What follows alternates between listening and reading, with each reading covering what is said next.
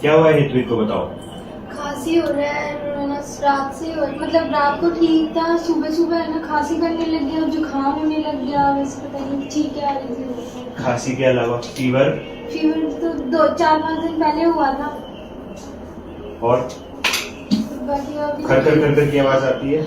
ऐसे अभी खांस रहा है ना सुबह सुबह, तो ऐसे कफ सा जैसे हो रहा है। तो क्या करें? पीकाबू करोगे क्या? पीकाबू क्या करेंगे? क्या क्या क्या